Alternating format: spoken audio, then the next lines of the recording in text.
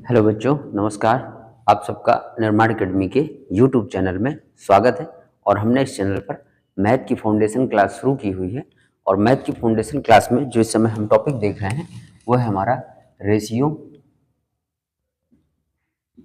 Ratio यानी अनुपात।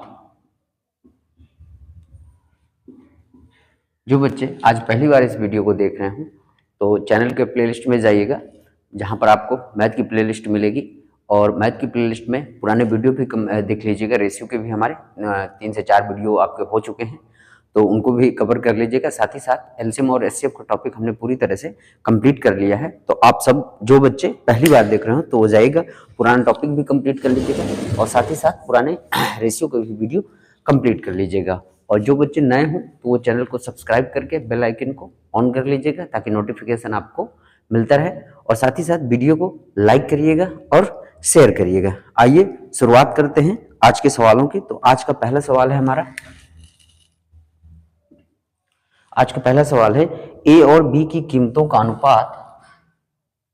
ए और बी की कीमतों का अनुपात। ए और बी की कीमतों का अनुपात 5:9 है। 5:9 है तथा सी व डी के कीमतों का अनुपात। सी व डी के कीमतों का अनुपात। सी व डी के कीमतों का अनुपात 24:13 है। 24:13 है। आगे कह रहा है सी की कीमत बी की कीमत से। सी की कीमत बी की कीमत से 1500 रुपए अधिक है। 1500 रुपए अधिक है। 1500 रुपए अधिक है। आगे कह रहा है और डी की कीमत 1300 रुपए है। और डी की कीमत 1300 रुपए है। डी की कीमत 1300 रुपए है। ए का मूल्य ज्ञात करें। ए का मूल्य ज्ञात करें। ए का मूल्य ज्ञात करें। और विकल्प है हमारे, पहला विकल्प है 2400, दूसरा विकल्प है 900, तीसरा विकल्प है हमारा 1000 और चौथा विकल्प है हमारा 500। ये हमारे इस सवाल के विकल्प हैं। तो आइए करते हैं इस सवाल को। तो जैसे उसने कहा कि ए और बी की कीमतों का अनुपात कितना है, तो ए है और बी है, इनकी कीमतों का अनुपात 5 और 9 का है। ठीक है। फिर वह सी या डी की कीमतों का जो अनुपात है कितना है, 24:13। सी है और डी है, इनका अनुपात कितना है, 24 है और 13 है। ठीक है। अब आगे कह रहा है सी की कीमत बी की कीमत से 1500 रुपए अधिक है। यानी जो सी की कीमत है बी की कीमत से 1500 अधिक है, हमने कहा। ठीक है। और डी की कीमत उसने कितनी दे दी हमें, डी की कीमत 1300 रुपए दे दी। यानी डी की कीमत कितनी, 1300। और डी अनुपात में कितना है, 13 है। तो 13 यूनिट यानी 1300 के बराबर हो गए। तो एक यूनिट की वैल्यू कितनी हो जाएगी, एक यूनिट की वैल्यू कितनी हो जाएगी हमारी, 100 हो जाएगी। अगर एक यूनिट की वैल्यू 100 हो जाएगी तो बाकी की भी निकाल लेते हैं। एक यूनिट 100 तो 5 यूनिट का मूल्य कितना हो जाएगा, 500 हो जाएगा। बी का 9 यूनिट का कितना हो जाएगा, 900 हो जाएगा। ठीक है। और आपका सी का कितना हो जाएगा, 2400 हो जाएगा। और डी का उसने पहले से ही दे रखा है, कितना है, 1300 है। अब देखते हैं, जो ये लाइन कह रहा था कि सी की कीमत बी की कीमत से 1500 रुपए अधिक है, तो जो सी की कीमत है बी की कीमत से 1500 रुपए अधिक होनी चाहिए। तो हमने कहा बिल्कुल अधिक, क्योंकि 900 और 900 में 1500 जुड़ जाएंगे तो कितने आ जाएगा, 2400 आपका आ जाएगा। तो यानी ये भी सही है। अब हमसे क्या पूछ रहा है, ए का मूल्य ज्ञात करें। तो ए का मूल्य कितना है, 500 रुपए। तो यानी हमारा कितना आ जाएगा, 500 रुपये हमारा आंसर आ जाएगा। और हमारा कौन सा विकल्प सही है, डी फॉर देवसेना, यानी डी नंबर विकल्प हमारा सही है पूरी तरह से। तो आई होप बच्चों आपको बहुत अच्छे से ये सवाल समझ में आया होगा। इसका स्क्रीनशॉट ले लीजिएगा और बढ़ते हैं नेक्स्ट सवाल की तरफ। चलिए, तो आपने ले लिया होगा इसके स्क्रीनशॉट। मैं आपको फिर से याद दिला दूं, ये क्लास जो है बिल्कुल बेसिक चलाई जा रही है, बिल्कुल फाउंडेशन बैच है आपका। और अगर आप किसी भी एग्जाम की तैयारी कर रहे हैं तो ये आपके लिए बहुत ही लाभदायक क्लास होगी। बस आप इस क्लास को रेगुलर फॉलो करिएगा, इसके सवालों को अपने पास रखिएगा, नोट डाउन करते चलिएगा और जो है नोट्स बकायदे कंप्लीट करिएगा और साथ ही साथ रिवीजन करते चलिएगा। आइए बढ़ते हैं अगले सवाल की तरफ। तो दूसरा सवाल देखते हैं। दूसरा सवाल हमारा क्या कह रहा है, दूसरा कह रहा है कि ए बी और सी तीनों, ए बी व सी तीनों 10,500 रुपए की राशि को 10,500 रुपए की राशि को 10,500 रुपए की राशि को आपस में क्रमशः 5:7:9, 5:7:9 के अनुपात में विभाजित करते हैं। 5:7:9 के अनुपात में विभाजित करते हैं, विभाजित करते हैं। आगे कह रहा है यदि प्रत्येक को 500 रुपए अधिक मिलते हैं, यदि प्रत्येक को 500 रुपए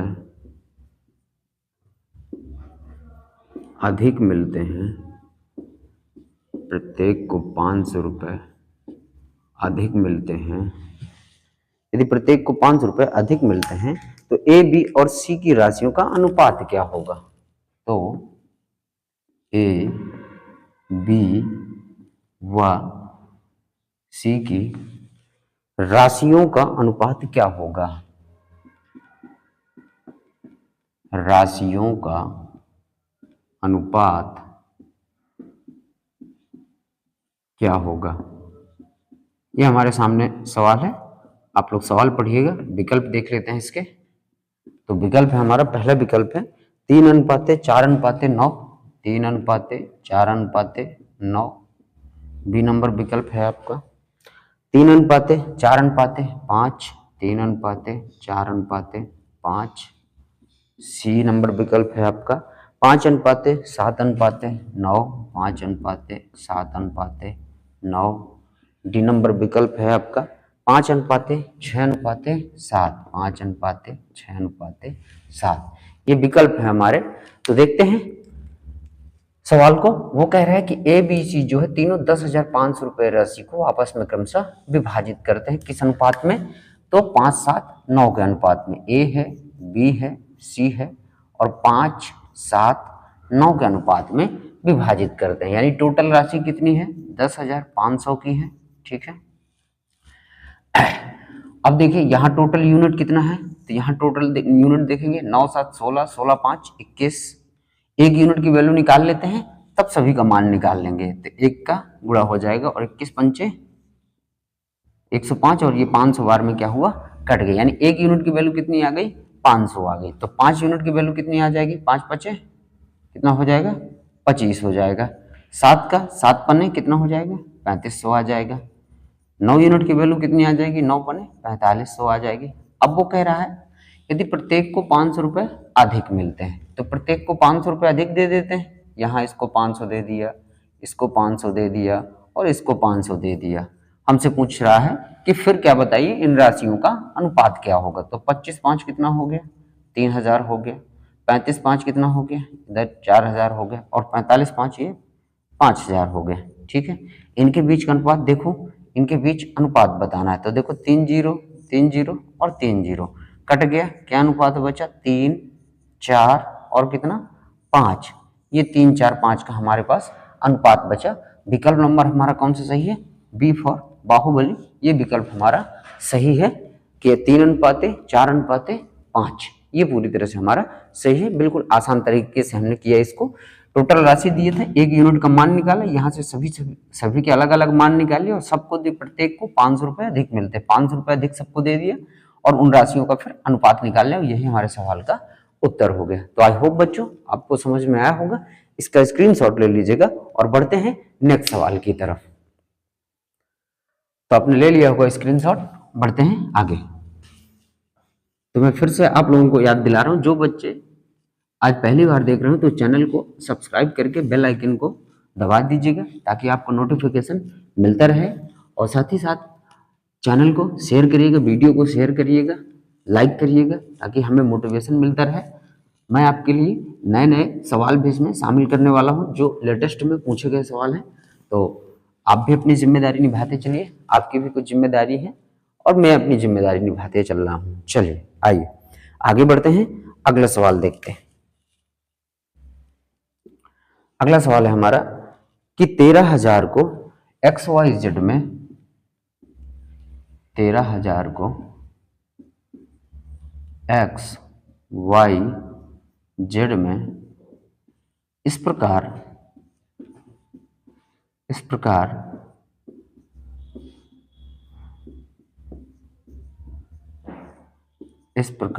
विभाजित करते हैं, इस प्रकार विभाजित करते हैं कि x के हिस्से का x के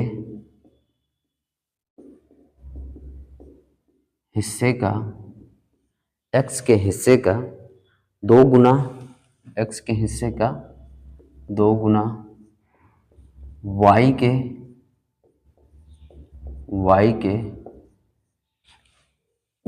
हिस्से के 3 गुना के y के हिस्से के 3 गुना के y के हिस्से के 3 गुना के बराबर है, 3 गुना के बराबर है, जो z के हिस्से के 4 गुना के बराबर है, जो z के हिस्से के 4 गुना के बराबर है, 4 गुना के बराबर है। आगे कह रहा है y का हिस्सा कितना है, y का हिस्सा कितना है, ये हमसे पूछा गया सवाल है। विकल्प इसके देख लेते हैं। तो विकल्प हमारा 3200, 4800, 4800, सी नंबर विकल्प है हमारा 5600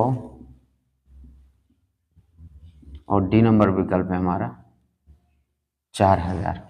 ये हमारे विकल्प हैं। तो आइए करते हैं इस सवाल को। जैसा उसने कहा कि 13,000 को XYZ में इस प्रकार विभाजित किया जाता है कि x के हिस्से का 2 गुना, यानी जो x होगा x, y और z, इनको तो x के हिस्से का 2 गुना 2x, ठीक है। आगे y के हिस्से के 3 गुना के बराबर है, y के हिस्से का 3 गुना हो गया, जो z के हिस्से के 4 गुना बराबर है, तो z के हिस्से के कितना 4 गुना बराबर है। ये हमने कर लिया जैसा उसने कहा सवाल में कि x के हिस्से का 2 गुना, y के हिस्से का 3 गुना के बराबर है, जो कि z के हिस्से के 4 गुना के बराबर है। तो यहाँ से देखो 2x, 3y और 4z।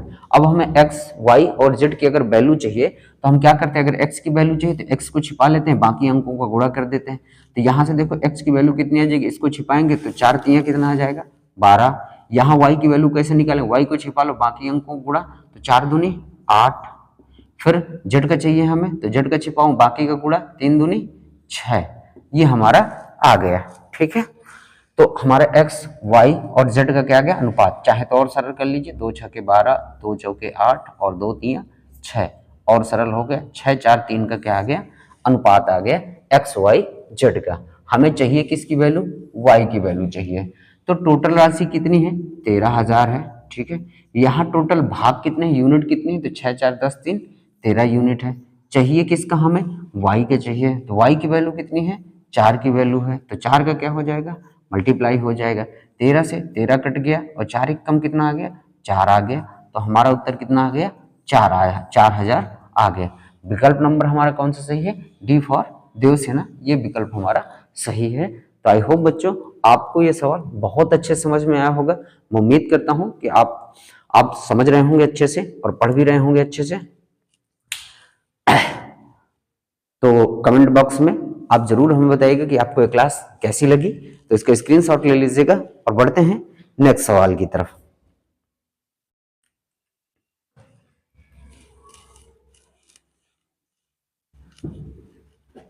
आप सभी कमेंट बॉक्स में जरूर हमें बताइएगा ये क्लास आपको कैसी लगी, आप कमेंट करिएगा।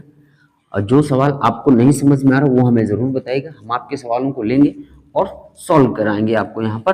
तो आप अपने सवालों को जरूर हमें कमेंट बॉक्स में बताइएगा, साथ ही साथ बताइएगा कि क्लास आपको कैसी लगी और इसमें क्या सुधार करना है। आपकी राय जरूर मानी जाएगी, आप ज़रूर हमें बताइएगा। चलिए अगले सवाल की बातचीत करते हैं। तो अगला सवाल है P/Q बराबर R/S बराबर T/U बराबर 2/5 बराबर 2/5 है। तो 4P 3R plus 70, 4P plus 3R plus 7T ratio 4Q 3S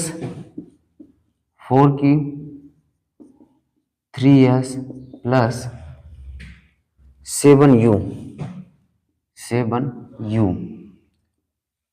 7U का मान क्या है, ये हमें बताना है। और विकल्प है हमारे, पहला विकल्प है 4:11, दूसरा विकल्प है 3:7, तीसरा विकल्प है 2:5 और चौथा विकल्प है 5:9। आइए इस सवाल को हल करेंगे। जैसे उसने कहा कि P/Q बराबर R/S बराबर T/U बराबर किसके है, 2/5 की। यानी इसका मतलब है कि P बराबर R बराबर T चाहे 2 आप लिख सकते हैं। यानी ये वैल्यू कह रहा है इधर QSU ये वैल्यू बराबर है किसके, 5 के बराबर है। यहाँ हमें इनका मान बताना है। तो देखते हैं, यानी 4 और P की जगह हम कितना रखेंगे, 2 रखेंगे क्योंकि 2 के बराबर है, प्लस 3R की जगह कितना रखेंगे, 2 रखेंगे, प्लस 7T की जगह कितना रखेंगे, 2 रखेंगे। रेशियो है, मैं बटे लगा सकता हूँ इसको, 4Q की जगह कितना रखेंगे, 5 रखेंगे, प्लस फिर हमारा क्या है 3S की जगह भी कितना आएगा, 5 आएगा, प्लस 7U 7 रखेंगे और U की जगह 5 क्योंकि U के यानी 5 के बराबर है। ये हो गया। अब आप देखेंगे कि इसमें जो है हर संख्या में 2 है और यहाँ भी हर संख्या में 5 है। तो मैं ऊपर 2 क्या कर सकता हूँ, कॉमन ले सकता हूँ और अंदर क्या बचेगा, 4 3 और 7 बचेगा। इसी तरह मैं नीचे 5 कॉमन ले सकता हूँ क्योंकि हर सम में 5 मौजूद है, 5 कॉमन हो जाएगा, नीचे क्या बचेगा, 4 3 और 7 ये हमारा बचेगा। तो देखिए 4 3 7 और 4 3 7 ये बराबर है, तो ये इससे क्या हो जाएगा, पूरी तरह से कट जाएगा। तो हमारा उत्तर क्या आ जाएगा, 2/5। यानी इसको रेशियो में लिखना चाहें तो 2/5 आप लिख सकते हैं, 2/5। तो विकल्प नंबर हमारा कौन सा सही हो जाएगा, सी नंबर विकल्प हमारा सही हो जाएगा। तो आई होप बच्चों आपको बहुत अच्छे समझ में आया कि अगर ऐसा सवाल भी आपके सामने आ रहा है तो आप इसे कैसे करेंगे। तो बिल्कुल आसान तरीके से आप इसे करेंगे। तो मैं उम्मीद करता हूं कि आप सबने बहुत अच्छे समझ में आया होगा। आप सभी जो है बताइएगा क्लास आपको कैसी लगी, कमेंट बॉक्स में जरूर हमें बताइएगा इसके बारे में कि क्लास आपको कैसी लगी और इसमें क्या सुधार किया जा सकता है, और आपकी राय को हम जरूर इसमें शामिल करेंगे। तो आप सभी जो है जरूर कमेंट करिएगा और इसका स्क्रीनशॉट ले लीजिएगा। और मिलते हैं आज की क्लास बच्चों अब यहीं तक। तो आप सभी जो है चैनल को सब्सक्राइब करके बेल आइकन ऑन कर लीजिएगा, साथ ही साथ वीडियो को लाइक करिएगा। शेयर करिएगा और कमेंट में हमें जरूर अपने राय दीजिएगा कि आपको ये क्लास कैसी लगी और इसमें और क्या हम सुधार कर सकते हैं। तो मिलते हैं आपसे अब कल के वीडियो में। तब तक के लिए धन्यवाद। जय हिंद, वंदे मातरम।